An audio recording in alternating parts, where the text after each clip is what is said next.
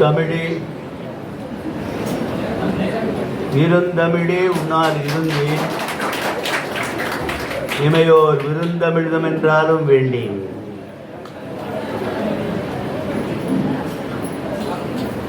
தூய தமிழ் இளைஞர் பாசறையினுடைய 4ஆம் ஆண்டு பெருவிழாவும் அத்தோடு சேர்ந்து ஐம்பெரும் விழாவும் இன்றைக்கு இனிதே தொடங்கி நடந்து கொண்டிருக்கிறது.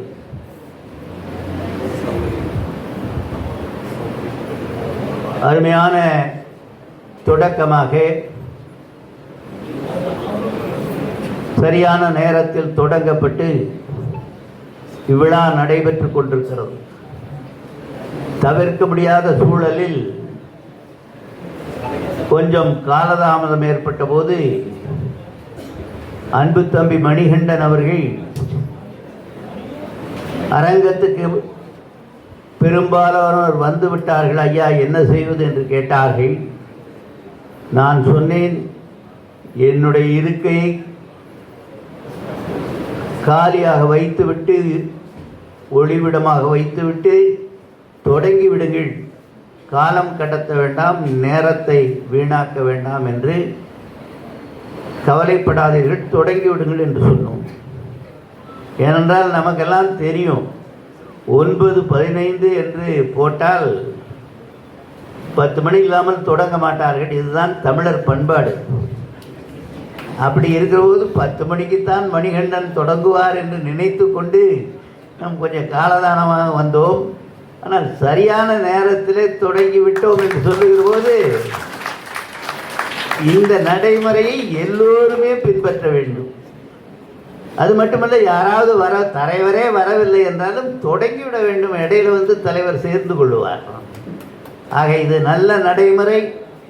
நம்முடைய தமிழ் சமுதாயத்திலே, இந்திய தமிழ் சமுதாயத்திலே எல்லா கூட்டங்களிலும் பின்பற்ற வேண்டிய நடைமுறை என்று நான் மனதார பாராட்டி நம்முடைய தமிழ் மணிகண்டனை நெஞ்சார வாழ்த்துகிறேன். இப்பொழுது இங்கே 4ஆம் ஆண்டு விழா, நூல் வெளியீட்டு விழா, தூய தமிழ் கருத்தரங்கம், தூய தமிழ் சொல்லரங்கம், சாதனையாளர்களுக்கு பாராட்டு விழா என்று 50 விழாவை கூட்டியிருக்கிறார்கள். அவர் இந்த விழாவை நடத்துவதற்காக எடுத்துக்கொண்ட முயற்சிகள் பல. இந்த மேடையில் அமர்ந்திருக்கிற மரியாதைக்குரிய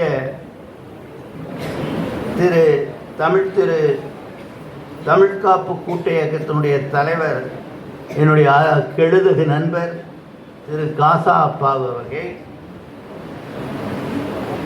தொடக்க உரை நிகழ்த்துவதற்காக வந்திருக்கக்கூடிய நற்றமிழ் செல்வர் சேவா ராமானுஜம் ஐயா அவர்கள், எங்களுடைய கல்லூரியினுடைய பாசத்துக்குரிய முதல்வர் சேதுராசன் அவர்கள், மேடையில் இருக்கிற பெருமக்கள், அரங்கத்தில் இருக்கிற பெருமக்கள் ஆகியோரை எல்லாம் வணங்கி, இந்த நேரத்தில் இது அருமையான நிகழ்வாக 5 அரங்குகள் நடைபெற இருக்கின்றன. இந்த நேரத்தில் நேரத்தை நான் அதிகமாக எடுத்துக்கொள்ள விரும்பவில்லை. ஏனென்றால் அரங்கம் நிறைந்த கூட்டம் என்று நாம் சொல்லுவோம். ஆனால் இந்த அழைப்புதலை பார்த்தால் அழைப்புதல் நிறைந்த கூட்டம் இது. பக்கத்துக்கு பக்கம் பெயர்கள் இருக்கிற போது அவர்களுக்கெல்லாம் ஒரு 5 நிமிடமாவது வாய்ப்பு கொடுக்க வேண்டும் என்ற அடிப்படையில் மிக சுருக்கமாக நான் என்னுடைய ஒரு தலைமை உரையை நிறைவு செய்வேன். ஒரு காலத்தில் வடமொழியும் தமிழும் கலந்து பேசினால் முத்தும் பவளமும் கலந்து கோர்த்து போட்டால் எப்படி இருக்குமோ அது மாதிரி வடமொழியையும் தமிழையும் கலந்து பேசினால் அவ்வளவு அழகாக இருக்கும் என்று பரப்புரை செய்தார்கள். மணிப்பிரவாள நடை என்று சொல்லி அந்த மணிப்பிரவாள நடையில் பேசுவது அழகாக இருக்கும். தனித்தமிழிலே பேசுவதை காட்டிலும், தனியாக வடமொழியிலே பேசுவதை காட்டிலும் வடமொழியையும் தமிழையும் கலந்து மணிப்பிரவாள நடையிலே பேசுவது சிறப்புக்குரியது, மகிழ்ச்சிக்குரியது, அழகானது என்று பரப்புரை செய்து இந்த கலப்பு சொல்லாடலை ஊக்குவித்த சமுதாயம் ஒரு சமுதாயம். அப்படிப்பட்ட காலத்திலே தமிழறிஞர்கள், தமிழ் படித்தவர்கள், தமிழை உயிராக நேசிக்கக்கூடியவர்கள், அப்படிப்பட்டவர்களாம் எங்கே நம்முடைய தமிழ் தனித்தமிழ் அழிந்து போய்விடுமோ, தன்னுடைய தனித்தன்மையை இழந்து தமிழ் கலப்பு தமிழாக மாறிவிடுமோ என்று அச்சம் கொண்ட போது அன்றைக்குத்தான் நம்முடைய தனித்தமிழ் இயக்கம் தோன்றி தனித்தமிழ் இயக்கத்தின் வாயிலாக நாடு முழுவதும் பரப்புரை செய்து தனித்தமிழிலேதான் பேச வேண்டும், வடமொழி கலக்கக்கூடாது, பிறமொழி கலப்பு இருக்கக்கூடாது, நம்முடைய தாய்மொழி தமிழிலேயே சொற்கலப்பில்லாமல் பேச வேண்டும் என்று பரப்புரை செய்து போராட்டம் நடத்தி தங்களுடைய வாழ்க்கையே இழந்து அந்த தனித்தமிழ் இயக்கம் நம்முடைய தமிழை காப்பாற்றியது என்பதை நீங்கள் கைதட்டலோடு அதை ஏற்றுக்கொள்ளலாம். அந்த காலகட்டத்திலே தனித்தமிழ் இயக்கம் மட்டும் இல்லாமல் இருந்திருந்தால் இன்றைக்கு தமிழ் செம்மொழியாக்கப்பட்டிருக்காது. தமிழும் வடமொழியும் சேர்ந்து ஒரு மொழி, புதிய மொழி உருவாகி அந்த மொழிதான் இன்றைக்கு வழக்கு மொழியாக இருந்திருக்கும். ஆக தமிழை காப்பாற்றிய பெருமை தனித்தமிழ் இயக்கத்தை சார்ந்த பெரியவர்களுக்கு உண்டு. அதற்கு பின்னாலே இந்தி நம்மை அழிக்க தோன்றியது.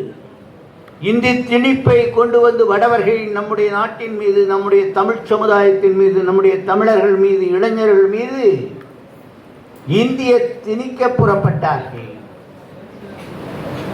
அதற்கு முன்னாலே வடமொழி இலக்கியங்களெல்லாம் பரவலாக கொண்டு வடமொழி இலக்கியங்களை பரப்பி தமிழை அழிப்பதற்கு முற்பட்ட போது நம்முடைய பக்தி பாடல்கள், இறைப்பாடல்கள் தோன்றி இந்த தமிழ்நாட்டிலே தமிழை காப்பாற்றியது என்பதையும் நீங்கள் கைதட்டலோடு ஏற்றுக்கொள்ளலாம். இன்றைக்கு நம்முடைய பக்தி இலக்கியங்கள் இல்லாமல் இருந்திருந்தால், நம்முடைய தனித்தமிழ் இயக்கம் இல்லாமல் இருந்திருந்தால் தமிழ் அழிந்து போவதற்கான வாய்ப்பு அதிகமாகவே, கூடுதலாகவே இருந்திருக்கிறது. கடைசியாக சொல்ல போனால், இந்தியை வடவர்கள் நம் மீது திணித்த போது அந்த இந்திய எதிர்ப்பு போராட்டத்தை தொடங்கி, இந்த இந்திய எதிர்ப்பு போராட்டத்தை நான் தொடங்கினேன், நீ தொடங்கினேன், இந்த அரசியல் கட்சி அதில் முன்னால் நின்றது, அந்த அரசியல் கட்சி முன்னால் நின்றது, இந்த தலைவர்கள் முன்னால் நின்றார்கள் என்றால் அவையெல்லாம் உண்மைதான், நான் மறுக்கவில்லை.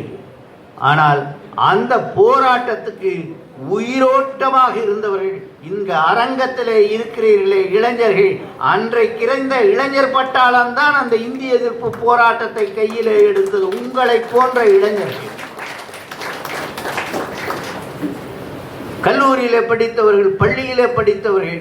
நானெல்லாம் அன்றைக்கு பள்ளியிலே படிக்கிற போது என்ன ஏது என்று தெரியாமல் தினந்தோறும் ஊர்வலமாகவும் உண்ணாவிரதமாகவும் நாங்கள் அந்த இந்திய எதிர்ப்பு போராட்டத்திலே ஈடுபட்ட நினைவு நமக்கு இருக்கிறது. இந்தி தேர்வுக்கு ஒரு பாடமாக வைக்கப்பட்டிருந்தது. அந்த இந்தியை எதிர்க்க வேண்டும் என்பதற்காகவே அந்த இந்தியிலே இருக்கக்கூடிய கேள்வித்தாளிலே இருக்கிறத திருப்பி அப்படியே எழுதி வைத்து அதுக்கு ஏதாவது ஒரு மதிப்பெண் போட்டு விட்டால் என்ன பண்ணுவது என்று நினைத்து அதையும் 2 அடி அடித்து பேப்பரை கொடுத்து விட்டு வருவோம். அவ்வளவு வெறித்தனமான உணர்வு அன்றைக்கு இந்திய எதிர்ப்பில் இருந்தது. ஆகவே the destiny of our country is being shaped in our classrooms என்று கோத்தாரி சொன்னான்.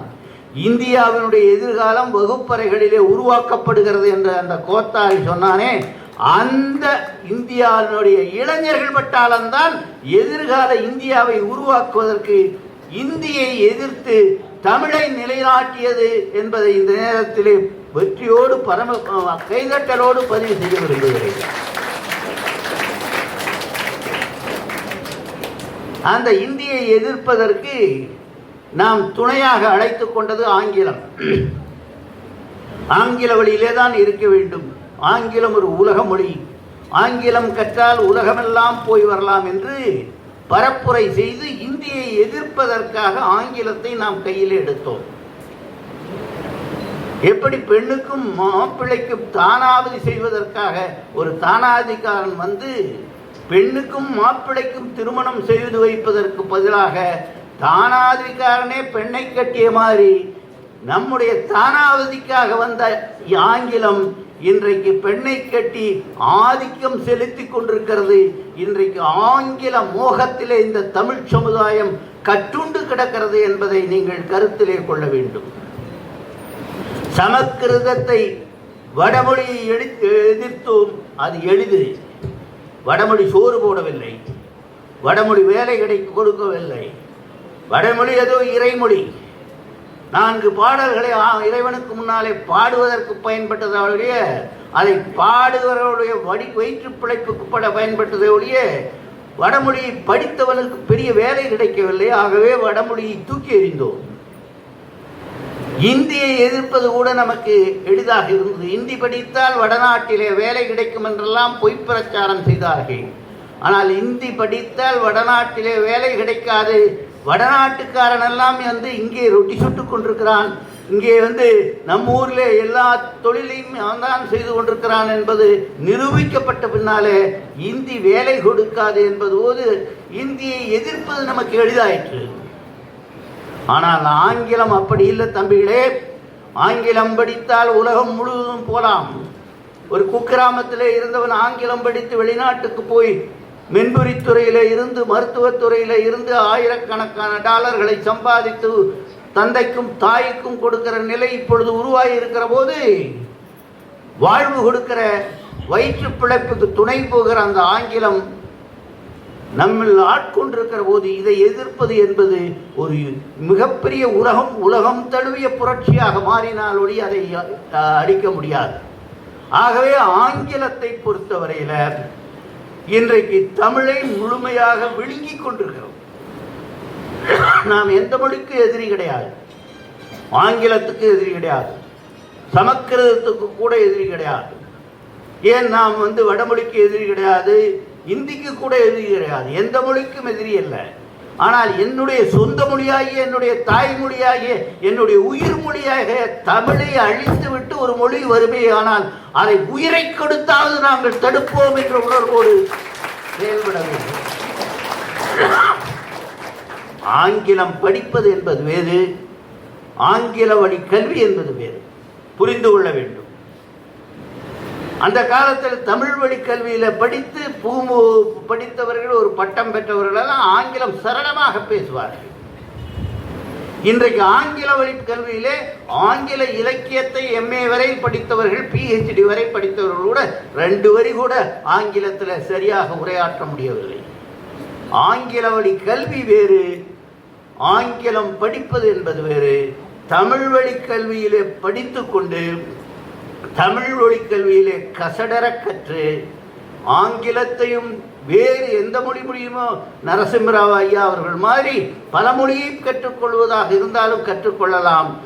தமிழை பிழையற கற்க வேண்டும். ஆங்கிலத்தை வேண்டுமானாலும் மற்ற மொழிகளை வேண்டுமானாலும் கற்றுக்கொள்ளலாம். எந்த மொழியும் நம்முடைய மொழியை அழிப்பதற்கு வருமேயானால் அந்த மொழியை எதிர்ப்போம் என்ற உணர்வுகளை இந்த இளைஞர்கள் கொள்ள வேண்டும் என்று நான் இந்த நேரத்தில் கேட்டுக்கொள்வேன். இந்த மொழியியலாளர்கள் என்று சொல்லுவார்கள், லிங்குஸ்டிக்ஸ் ப்ரொஃபஸர்னு சொல்லுவாங்க. மொழியியல் வல்லுநருடைய கருத்துப்படி ஒரு நாட்டிலே பேசப்படுகிற மொழி பள்ளிக்கூடத்தில் இளைஞர்கள் வகுப்பறையில் படிக்கிற மாணவர்கள் மத்தியில் அந்த மொழி 50 விழுக்காட்டுக்கு குறைவாக படிக்கப்படுகிற பேசப்படுகிற மொழியாக மாறிவிட்டால் அந்த மொழி அழிந்து போகும்னா.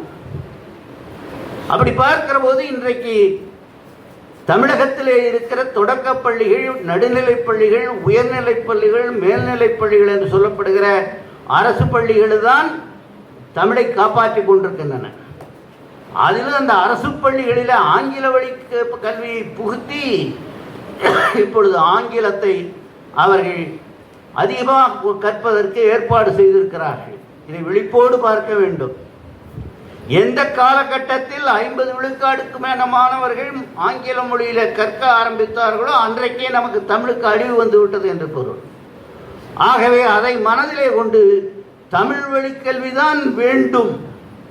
தமிழ் வழியோடு சேர்ந்து பிற மொழிகளை நாங்கள் எந்த விதமான தயக்கமும் இல்லாமல் கற்றுக்கொள்கிறோம். ஆங்கிலம் கற்றுக்கொள்கிறோம். ஆனால் தமிழிலே தான் நாங்கள் படிப்போம், தமிழிலே தான் நாங்கள் எழுதுவோம், தமிழிலே தான் நம்முடைய பள்ளிகள் நடைபெற வேண்டும் என்று நாம் போராட வேண்டும்.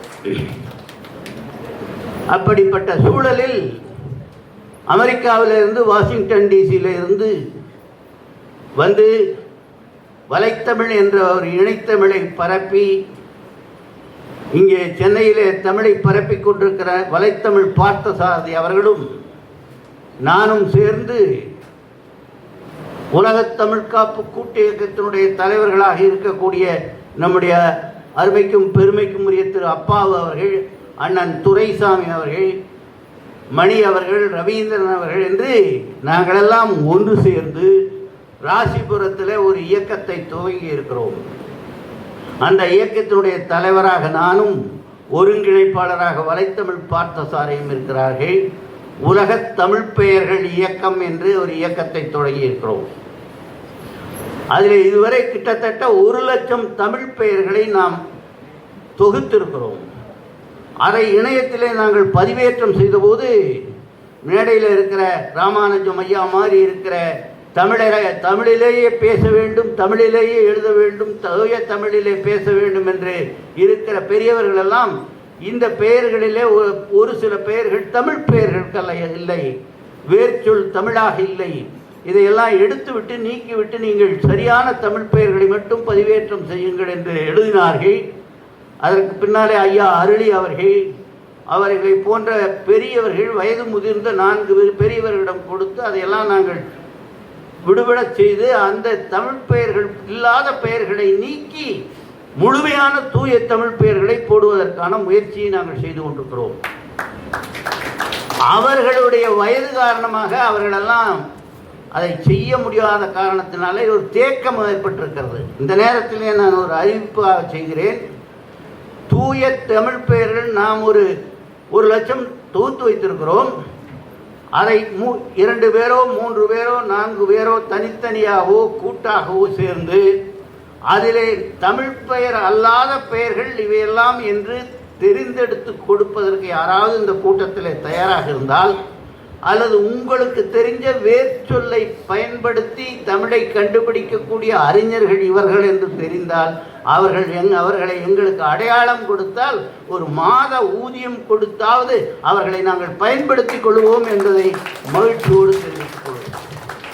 கால விரயமாகிக் கொண்டிருக்கிறது, காலதாமதமாகிக் கொண்டிருக்கிறது. ஆகவே ஏதாவது ஒரு 3-4 பேர் இருந்தால் ஆளுக்கு 25,000 பிரித்து கொடுத்து தமிழ் இல்லாத பெயர்களை நீக்கிவிட்டு எங்களிடம் கொடுத்தால் அதை ஒரு புத்தகமாகவும் தொகுக்க முடியும், மீண்டும் பதிவேற்றவும் செய்ய முடியும்.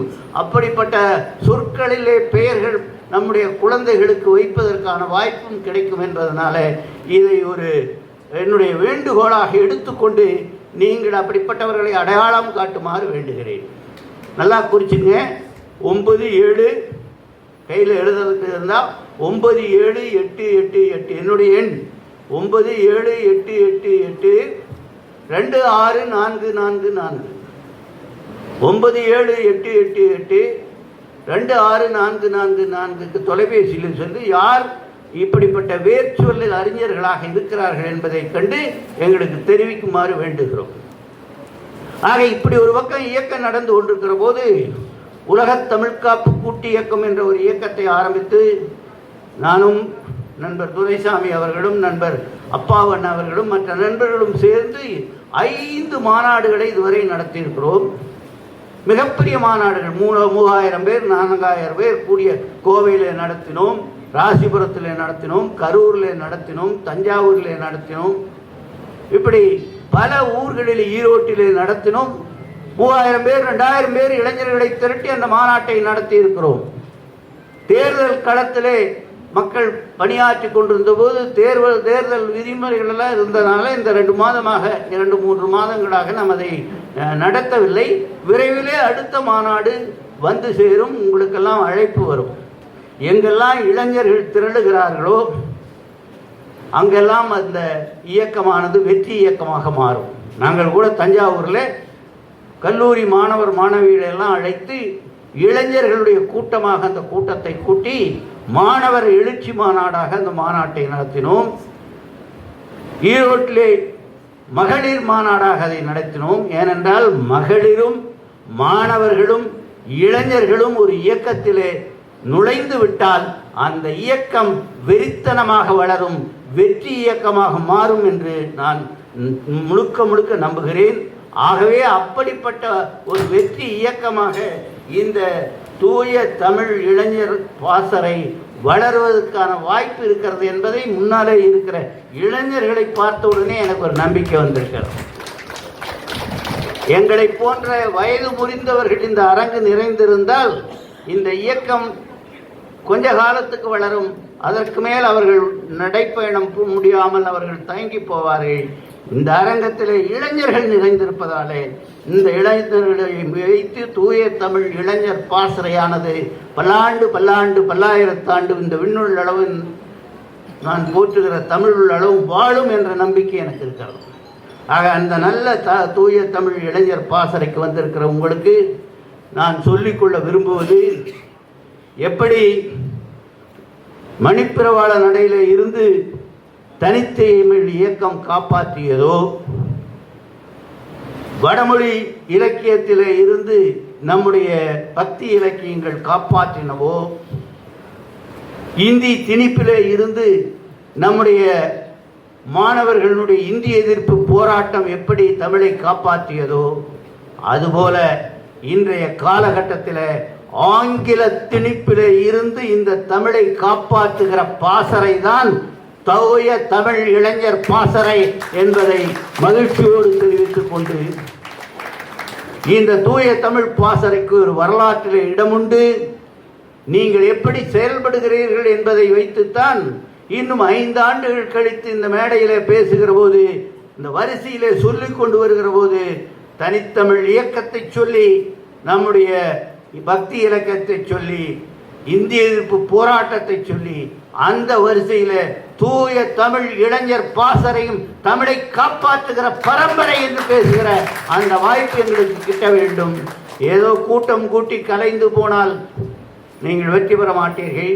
விரைவில் ஒரு போராட்டம் நடத்துவதற்கு நான் கூட்டம் கூட்டி நம்முடைய நண்பர்கள் துரைசாமி, நம்முடைய அண்ணன் அப்பா அவர்களோடெல்லாம் கலந்து விரைவில் ஒரு அறிவிப்பு வருகிறது.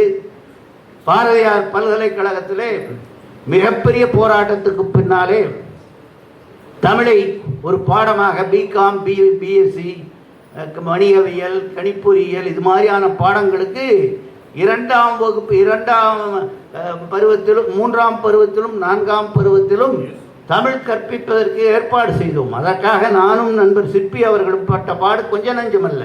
மிகப்பெரிய போராட்டத்தை ஆட்சிக்குழுவிலே நான் நடத்தினேன். மிகப்பெரிய போராட்டத்துக்கு துணையாக கவிஞர் சிற்பி அவர்கள் இருந்தார்கள். பாடத்திட்ட குழுவில் தீர்மானங்கள் போட்டோம். ஆட்சிக்குழுவில் அடித்து பேசி கடைசியில் வெற்றி பெற்றோம். ஆனால் இப்பொழுது அதில் இருந்து 2ஆம் 3ஆம் பருவத்திலும் 4ஆம் பருவத்திலும் 2 பாட வேளைகளை மட்டும் வைத்துவிட்டு மீதியை எடுப்பதாக ஒரு செய்தி வந்திருக்கிறது. அதை உண்மை நிலையை ஓரிரு நாளில் அறிந்து முழுமையான செய்திகளோடு நம்முடைய அப்பாவு அண்ணன் துரைசாமி அண்ணன் போன்றவர்களோடு உங்களையும் அழைத்து ஒரு கூட்டம் போட்டு பாரதியார் பல்கலைக்கழகமே ஸ்தம்பிக்கிற நிலைகுலைந்து போகிற அளவுக்கு ஒரு மிகப்பெரிய போராட்டத்தை தமிழுக்காக நடத்த இருக்கிறோம் என்று நான் இந்த நேரத்தில் தெரிவித்துக் கொண்டு, 3ஆம் பருவத்திலும் 4ஆம் பருவத்திலும் ஏற்கனவே இருந்த பாட வேளைகள் குறைக்கப்படாமல் தடுத்து நிறுத்தி மீண்டும் அந்த தமிழை வளர்ப்பதற்கு நாங்கள் எடுக்கிற முயற்சிக்கு இந்த இளைஞர் பாசறை துணை நிற்க வேண்டும் என்று கேட்டுக்கொண்டு, உங்களுடைய பாசறை வரலாற்றிலே இடம்பெற வேண்டும். பல்லாண்டு நீங்கள் வாழ வேண்டும். உங்களுடைய உணர்வு வாயிலாக தமிழை உலகம் முழுவதும் பரப்ப வேண்டும். அமெரிக்காவில் இருக்கிற ஒரு பெண், எங்கள் ஊர்க்காரி, சொந்தக்காரி தன்னுடைய பெண்ணுக்கு பெயர் வைத்திருக்கிறாள் அம்மணி என்று. அமெரிக்காவிலே வாழுகிற தமிழன் அம்மணி என்று பெயர் வைக்கிற போது இங்கே இருக்கிறவர்கள் கண்ட கண்ட பெயரை எல்லாம், அப்ப என்ன பெயர், அதுக்கு என்ன பொருள் என்றே தெரியாமல் வைத்துக் கொண்டிருக்கிறீர்கள். ஆகவே இந்த நேரத்திலே நான் ஒரு அறிவிப்பு கொடுக்கிறேன். நீங்கள் ஒத்துழைப்பீர்கள் என்றால் அதை கைதட்டலாம். இனிமேல் என்னுடைய மகனுக்கு, என்னுடைய மகனுக்கு, என்னுடைய பேரனுக்கு, என்னுடைய பேத்திக்கு தமிழிலே தான் பெயர் வைப்பேன் என்ற உறுதிமொழி இந்த நேரத்தில் நீங்கள் எடுத்துக்கொண்டு சொல்லி இந்த தூய தமிழ் இளைஞர் பாசறையும் என்னுடைய இளவல் மணிகண்டனும் அவரை சார்ந்த பொறுப்பாளர்களும் பல்லாண்டு வாழ வாழ்த்தி வாய்ப்புக்கு நன்றி கூறி விடைபெறுகிறேன். நன்றி.